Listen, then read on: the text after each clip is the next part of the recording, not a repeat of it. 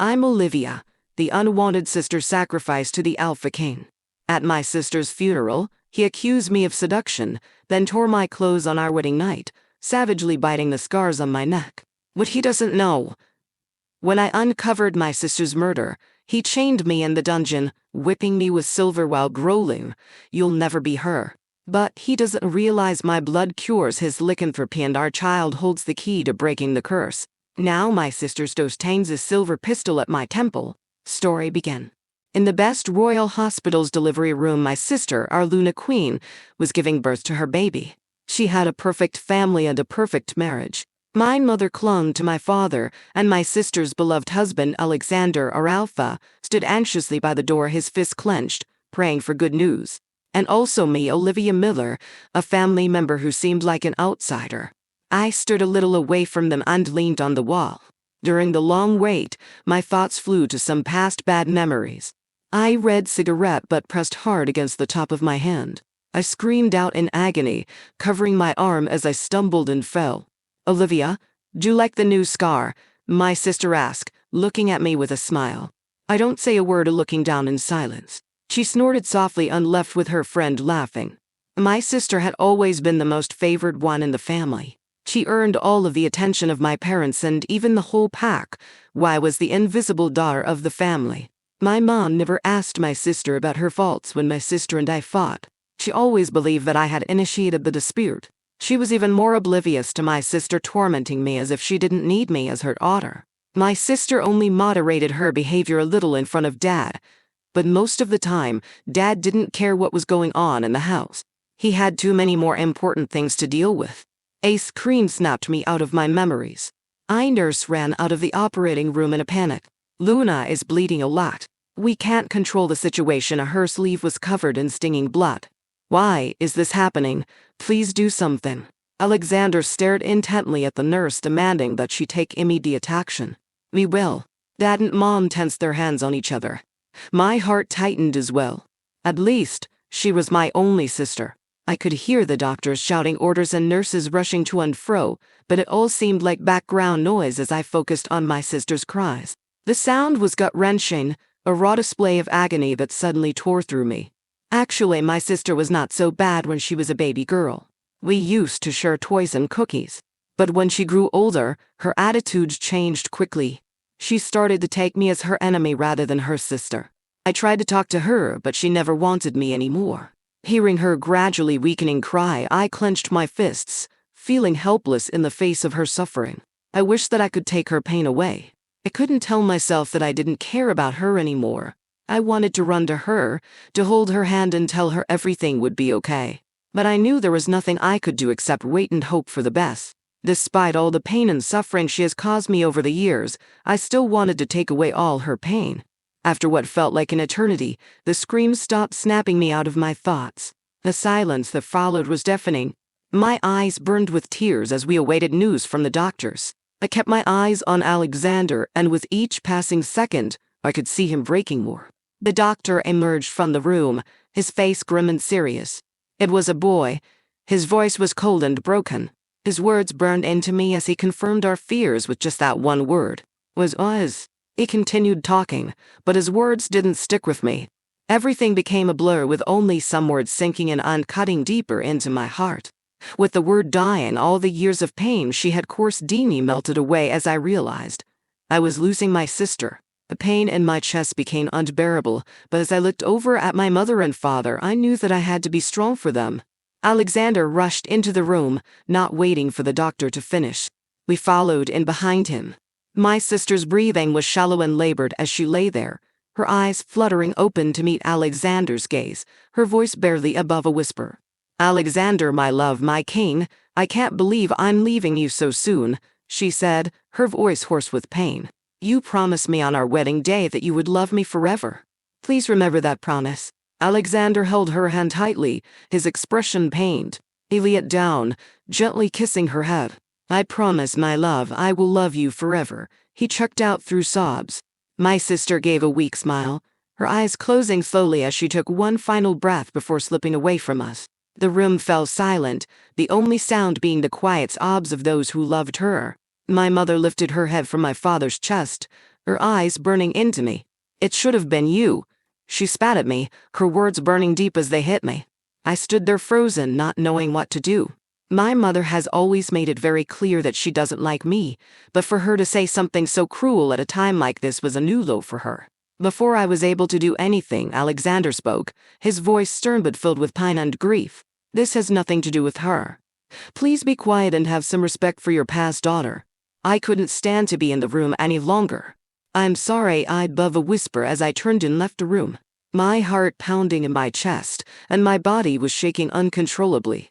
Once I was outside the room, I gripped my chest, holding on to the wall as I slid to the ground, unable to breathe. The weight of grief crushes me slowly. Sitting on the cold hospital floor, I never felt so alone in my life. I sat there, hugging my knees to my chest, trying to make sense of everything that had just happened. Today was meant to be a day filled with celebration of the birth of my nephew, but instead it had turned into a day of heartbreak and loss. My sister was gone along with her son, who never even got to take his first breath. Both of them leave behind a shattered family. The next few days were all a blur. I did my best to stay out of everyone's way. The funeral came around, and I did my best to try and be strong for my family, but as the day went on, I found myself losing control of my emotions. Standing by my mother's side, tears started to fall uncontrollably from my eyes as I looked over at my father, who was hunched over with grief. Even though he had spent most of my life ignoring me, seeing him that way made me completely lose control. Without a word, I snuck off, heading to the bathroom. My vision was blurry because the contacts my father had always made me wear to cover the true gray color of my eyes, making them brown instead, had moved. I entered the bathroom. My vision was still blurry. I quickly made my way to the sink to fix my contact lenses when, suddenly, I heard a voice behind me. "Why are you here? You should be with your parents." Alexander frowned. Startled, I turned around to see Alexander standing there, his eyes blazing with disagreement and question. I'm sorry, I just needed to." My eyes were gray, unlike my family's brown eyes. My father insisted I should always wear contacts to conceal my eye color. But before I could say anything else, he cut me off. He stepped closer to me and stared into my eyes. Did he notice my eyes' unusual color? How should I explain this? I couldn't reveal my secret. Alexander had heard of some female wolves using tricks to make themselves look more beautiful. He believed the girl in front of him did something to her own eyes. "Do you think it's appropriate to pay attention to your appearance at your sister's funeral? Or are you planning on trying to seduce me?" I froze in fear, unable to answer his questions as he made his way towards me. "I always thought your mother hated you because of her prejudice, but now it seems that she was right." His words burned into me. No, that's not why I'm here, I swear." I pleaded, tears streaming down my face. He ignored my pleading, grabbing me roughly by the arm and dragging me out of the bathroom. "Look at what this girl is capable of, trying to seduce me at her own sister's funeral. She has no respect for anyone or anything." His words echoed through the halls as he shouted for everyone to hear. My mother's face filled with anger, and my father put his head down, not wanting to be a part of the embarrassment. Everyone turned their attention to me, yelling harsh words at me. The weight of their judgment felt suffocating as I wanted to defend myself. But as I tried to speak, nothing would come out. Pulling my arm out of his grip, I ran as fast as I could away from there. I found myself running towards the door, tears blurring my vision and shame eating away at my heart. I couldn't believe how quickly everything had spiraled out of control. All I wanted to do was fix my contact lenses, but now I was being accused of something so terrible. As I ran, I could hear the whispers and harsh words of my family echoing in my ears. Even the voice of my dead sister telling me that I should have died instead of her. The pain cut deep into my soul. I finally made it outside, gasping for breath as I collapsed onto the grass, my tears falling on the grass beneath me. What had I done to deserve something like this? Why did my own family hate me so much? My heart was breaking into a million pieces as I lay there, trying to calm my racing heart and quiet the storm of emotions raging inside me. I stood at the top of the stairs, my footsteps were a little tramping. Ever since Alexander accused me of seducing him at the funeral, my mom hated me even more and my dad never cared for me anymore. And my situation in the pack got even worse. People started bullying me. Every place I went I was accused of having no shame in seducing my own brother-in-law. not to mention that Alexander was our alpha king, the dream of countless she-wolves. I had completely become the bitch they called me. I had tried to defend myself, but the word of our alpha king Alexander was authority and I had no chance to get rid of the sin. I saw my dad and mom sitting downstairs at the dining room table, no one talking, and I walked over to them and sat down. Mom rolled her eyes at me, and Dad didn't even look at me, just focusing on his paper. "Hey, Mom and Dad, I have something really important to tell you," I began nervously. My mom crossed her arms and raised an eyebrow. I'd been stupid to think that they would at least care about their only living daughter's most critical moment. "Olivia, we're busy right now. Can it wait?" My dad muttered, not even bothering to look me in the eye. "What could be so important to you? Too busy messing around with other werewolves and getting things done." Mom spits out mean words out of habit. "If you tell me you're pregnant, you must get out of my house." Dad finally put down the paper he was holding and looked at me. Nothing. I felt a lump in my throat as I gave up on stupidly asking for their attention again. It was clear that they had forgotten today was my birthday. My excitement turned into disappointment. I made up my mind then that I would go through with my shift on my own. I didn't need their approval or validation. I would embrace who I was, werewolf and all, without needing their acceptance. I ate my meal in silence and went upstairs. "Why do you even bother with her?" I heard my mother say in a hushed tone behind me. My father mumbled something under his breath before the sound of their footsteps echoing behind me. I ignored their comments and closed my room. I pulled a bag out of the closet and packed a towel, some sanitizing items, and medication. The shifting was going to be painful and potentially injurious, and I had to prepare myself ahead of time. After packing some items, I went back downstairs again and they were no longer there. I grabbed some high-energy drinks and food fridge in case I couldn't walk after my shift was off. Once I was done, I left straight from the house with my bag on my back. I took a shortcut to avoid running into anyone else in the pack, and it would be best if I didn't get hurt today. I had to save some energy for myself. 15 minutes later, I finally arrived at the warehouse, my safe haven. A familiar scent of dust and old wood welcomed me as I stepped inside. The dimly lit space felt comforting to me, like a second home. I walked over to the corner where I kept my training gear and placed my bag down. I waited silently in the warehouse until night. The moonlight spilled onto the ground and I started to take my clothes off to get ready for what was about to come. My nerves were high. I knew that it would hurt. I'd read so many books about the shift and heard a lot of stories to know that the pain was crippling. But it would all be worth it in the end. I sat down on the hard cement floor, taking deep breaths as I did. I could feel the tension leaving my body. I could feel the power of the wolf inside me, begging to be released. I closed my eyes, focusing on the power that was coursing through my body. I began to feel some pain in my bones as they started to move. My muscles ached, and my skin began to feel tight. But that pain only lasted for a short time, and the sensation of shifting quickly disappeared. It was as if everything that had just happened was an illusion on my part. I closed my eyes tighter, begging for my wolf to show itself, but the more I begged, the weaker I felt it get. I moved over, trying to expose myself more to the moonlight, but still, nothing happened. My wolf slowly faded until I could no longer feel it at all. I let out a blood-curdled scream as tears fell from my eyes, wetting the dirty cement in front of me. I sat there, feeling defeated and heartbroken. Part of me was still holding on to hope that my wolf would show itself, but as the hours passed, it became clear that it wasn't going to happen. This was just another thing that would make me even more of an outsider. Why couldn't I shift? Was there something wrong with me? My mind raced with doubts as I struggled to make sense of what was happening. How could my wolf just disappear halfway through a shift? I felt my heart crushing me. I had always hoped getting my wolf would make my family see me differently, and that the power and strength I believed it would bring me would finally make me feel like I belonged. But now I felt more alone than ever. I spent the night alone in the warehouse, and my parents wouldn't have noticed if I went back anyway. On my walk home in the morning, I ran into a group of people I least expected to run into. I could feel the eyes of my bullies on me, their mocking laughter echoing in my ears. "Hey, runt, are you 18 yet?" One of them sneered, a cruel smirk on his face. "Where is your wolf?" I felt a surge of anger rise within me at the mention of my nickname, Runt. Some of the pack members had given me this name because I was much smaller than everyone else. It stung every time I heard it, a constant reminder of how different I was from the rest of them. Maybe her wolf is just as tiny and insignificant as she is. Another bully said, nudging his friend with a mocking grin.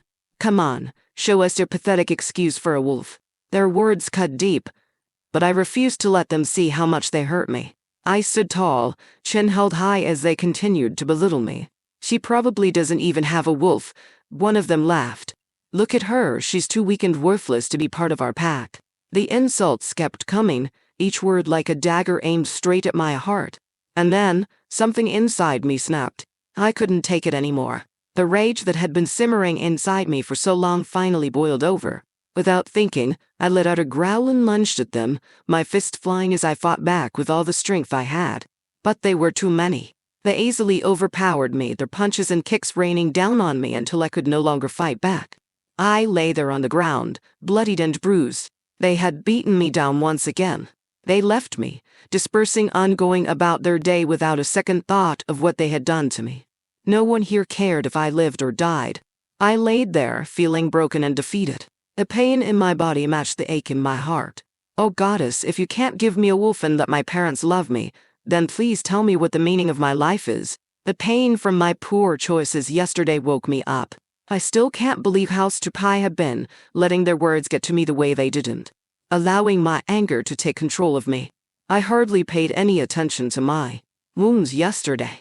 All I wanted to do was go to sleep. I didn't bother going to my parents about what my bullies did to me. I would have just been wasting my time going to them.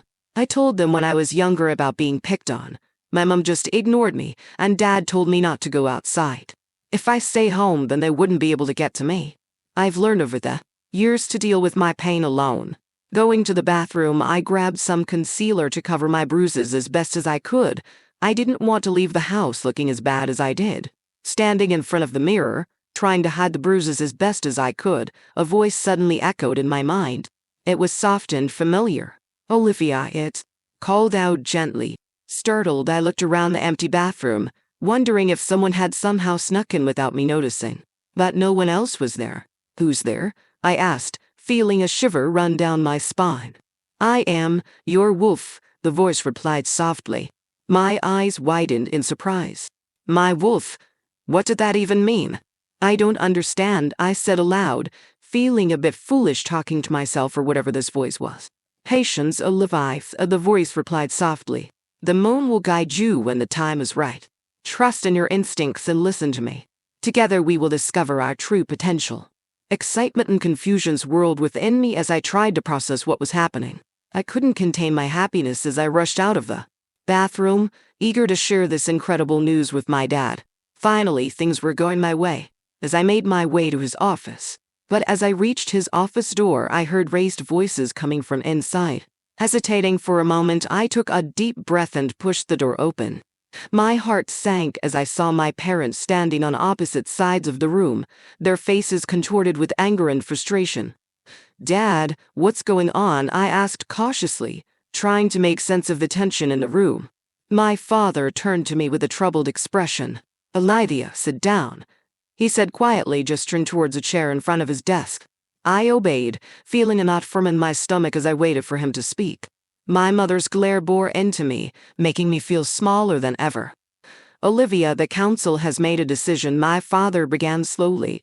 They have chosen you to be the new Luna of Alpha Alexander and you will marry him. What? I immediately stood up from my seat. I can't believe what I just heard. My heart skipped quickly and my nerves were sensitive now. It's not only because Alexander is my sister's husband. Deep in my heart, I had a dark secret that must never be known to others. I had a feeling for him.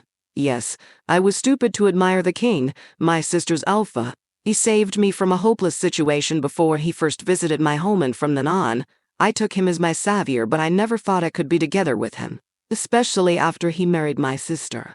My father's words almost made me think my secret had been exposed. Why me?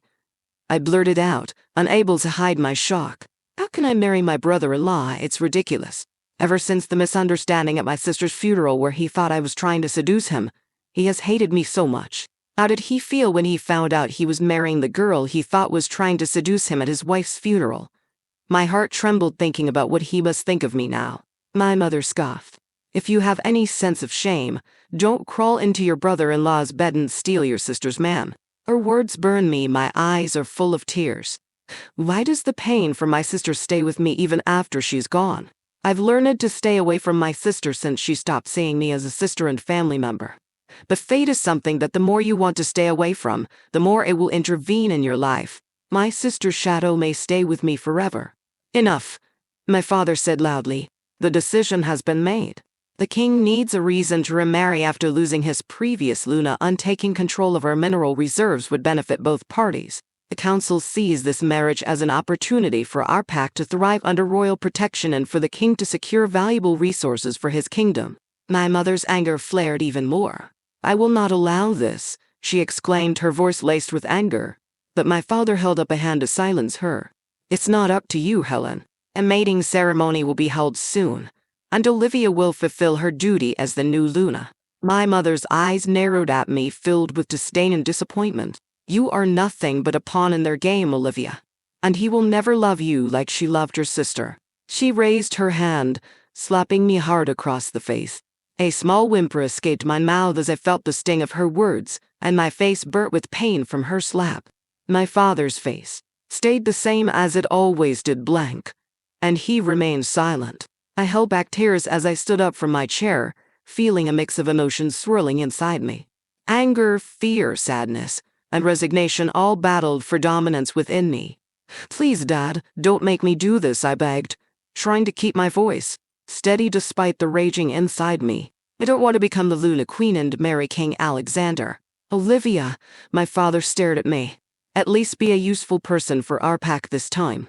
I opened my mouth, wanting to say the words of rejection again, but pain swept through me. In everyone's eyes, I am a useless and worthless werewolf. I am smaller than a regular werewolf, have weaker fighting ability, and am not pretty enough. These shortcomings are infinitely magnified under the backdrop of my radiant sister.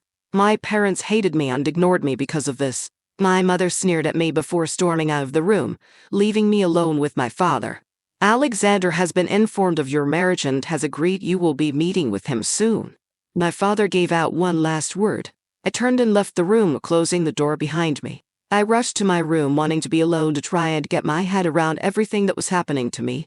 Once I was safely in my room, I collapsed onto my bed. My mind started to wander back to the day I first felt something for Alexander. I had been foolish and gotten into an argument with my sister. And like always, without even asking any questions, my mother blamed me for the argument. I ran out of the house crying, heading for the lake where I could be alone with my thoughts. As I sat by the edge of the water, tears streaming down my face, I heard footsteps approaching me from behind. But before I could turn around and see who it was, they pushed me, making me fall into the lake.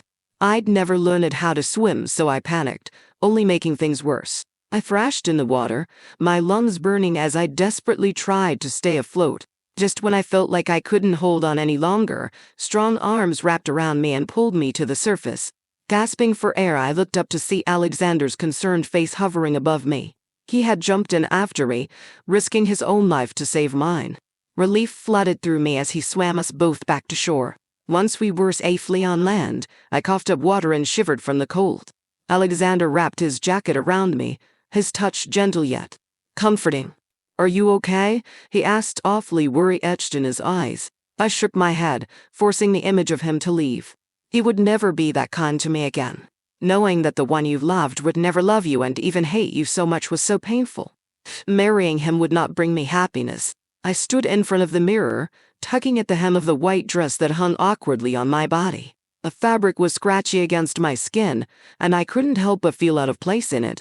It was clear that this dress was not made for me. It was a hand-me-down from my sister, who had a better figure than me. As I fidgeted with the neckline, trying to make it suit just right, I couldn't shake the uncomfortable feeling that settled in my stomach. This wasn't what I would have chosen to wear to meet Alexander. It was given by my mom. She handed me the dress with an evil smile, saying that she would not be wasting any of her time or money on getting me a new dress. I sighed as I smoothed down the skirt. It didn't matter how uncomfortable or out of place I felt in this dress because I didn't have a choice but to wear it. If I walked out in anything other than what my mother had chosen for me, she would punish me worse than ever before. The sickening feeling in my stomach kept growing stronger the more I thought about wearing my sister's dress in front of the man that I was being forced to marry. With one last glance at myself in the mirror, I took a deep breath and headed out the door to go and meet him, trying my best to hold my head high. As I entered the grand hall where Alexander was waiting, my heart pounded in my chest. He turned to look at me, and for a moment his expression softened. But as I walked closer and he could clearly see my face, his eyes became extremely cold. I knew that him seeing me in this dress would hurt him, and my heart broke for him. It would have all been a part of my mother's horrible plan to try and stop this marriage. "You really are trying to replace her, aren't you?" he said quietly, his voice laced with hate. I bit my lip, feeling the sting of tears threatening to spill over. "No, I swear I'm not," I whispered, willing him to believe me. But he just shook his head and turned away, leaving me standing there feeling like a fraud in my sister's dress. The weight of every onus expectations of me was suffocating as I struggled to hold back my emotions. "I'm sorry, Alexander," I blurted out, trying to stop him from leaving. He stopped in his tracks, standing there and waiting for me to go on. "I know that you loved Cass." I stopped, not wanting to say her name, because even though she had bullied me my whole life, there was still a part of me that missed her, and just saying her name hurt me. He turned to look at me. He tried to hide his emotions from me, but I could see the hurt in his eyes. "Her name was Cass and Aura." He spat at me as he walked toward me, his voice filled with venom. "Say her name," he ordered, waiting for me to do as I was told. My heart was pounding harder than ever before, fear overtaking every part of my body as I stood there frozen in front of him. "Say her name," he emphasized, making me step away from him. "Cassandra, my sister's name is Cassandra," I spat out, my voice filled with fear and sadness. That was the first time I had spoken her name since the day she died. I kept my head low, looking down at the ground, trying to hide the single tear that had escaped me. I could feel his eyes burning into me as he stood there staring down at me. "You shouldn't be wearing your sister's clothes. You look like her now, but you're not her." I never wanted to replace my sister, and it eats away at me that no one ever believed me. I lowered my head further, unable to speak because I knew that if I did, I would lose control of my emotions. His cold fingers lifted my chin, pressing my eyes to meet his. "You know, I promised your sister I would never love another woman." His words pierced through me. The pain of losing Cass and Era, even though it had been 2 years, was still fresh, and I knew that Alexander's heart belonged to her and always would. Unlike most, he had chosen to love her. They were fated together like most werewolves. I couldn't bear the thought of being a replacement for her. No matter how much my father and the Pax wanted this marriage, it was crushing me inside. I stayed silent. "And I will keep that promise to her," he spat at this voice filled with promise. "I always know that," I whispered, trying to keep my voice steady despite the tears threatening to spill over. "I don't want to come between you and her and Emery." "Then tell me why you're trying to pretend to be your sister by wearing your sister's clothes." His words were still cold and questioning. "I'm sorry, I didn't want to do it. My mom forced me to wear this dress." I tried to explain. "Please believe me."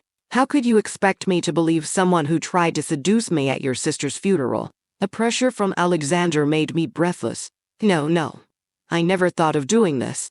It was a misunderstanding." I shook my head desperately and argued for myself. "You're not worthy of wearing this dress." Alexander turned to leave. His words stung my heart so hard that I felt tons of pain crushing me. Looking at his leaving figure, I finally chose not to explain. "Alexander," I called out, making him stop. "I'm sorry to remind you of painful memories. I feel the same for losing my sister." He had no trust in me, but I still wanted to say something. He hunched his shoulders for a second before straightening up and disappearing through the grand hall doors. Standing at the entrance of the grand hall, I nervously surveyed the hundreds of guests who had gathered to celebrate my wedding to King Alexander. My heart pounded in my chest as all eyes turned towards me, and my hands trembled with anxiety. As I walked down the aisle, memories of my sister's funeral flooded my mind, causing a lump to form in my throat. I couldn't bring myself to look at Alexander. I could feel his cold gaze on me, a stark contrast to the warmth and love I had always hoped for in a partner. I focused on my breathing, trying my hardest not to mess this up and fall on my face. My sister's dress was tight, and it was hard to breathe, and the smell of her perfume still lingering. I reached the altar, and Alexander's icy blue eyes bore into mine. His expression was cold, showing no emotions at all. "Repeat after me," the officiant commanded, breaking the tense silence between us. I swallowed hard and tried to focus on the words being spoken, but all I could hear was the pounding of my own heartbeat. I, King Alpha Alexander, take you, Luna Olivia, to be my lawfully wedded wife, Alexander said in a robot voice. I, Luna Olivia, take you. King Alpha Alexander, I stuttered, unable to hide the tremor in my voice. I looked around at everyone in the room, panic setting in even more than ever before. I closed my eyes and took a deep breath. To be my lawfully wedded husband. The officiant pronounced us as husband and wife, and the crowd erupted into applause. I forced a smile on my face as Alexander took my hand and led me back down the aisle. The rest of the wedding was a blur, with greetings from guests, toasts, and dances. I tried my best to put on a happy face, but inside I was filled with doubt and fear. As we made our way back to our room, my heart racing in my chest as I thought about what was about to come. He led me into our room and closed the door behind us. The room was darkened. As I reached for the light, he stopped me. "You know what is expected of us tonight," he said, his voice low and commanding. I nodded nervously, my hands trembling at my sides. He took a step closer to me, the heat of his body radiating towards mine. His hands reached out to cup my face, his touch gentle yet possessive. "I want you to submit to me completely," he whispered, his breath hot against my ear. I closed my eyes as he leaned in closer. My heart raced, feeling him so close to me. His hand trailed along my neck, sending chills through my body as it reached my shoulder.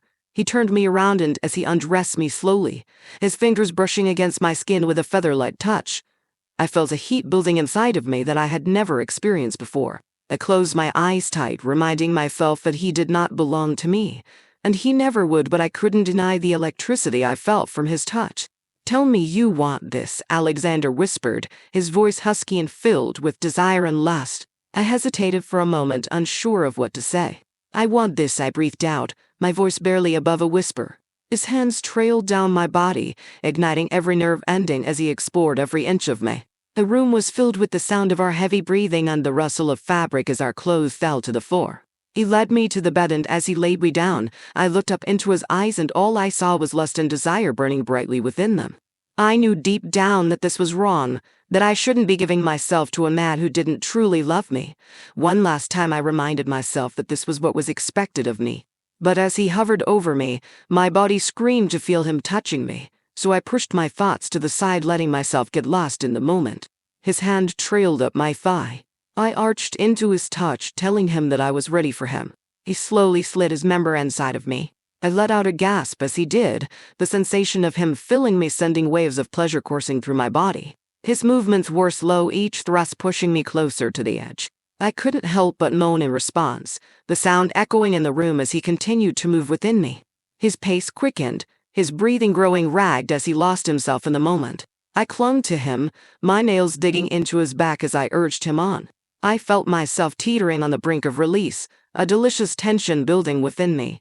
And then, with one final thrust, he exploded inside me, both of us letting out one last gown of pleasure as he did.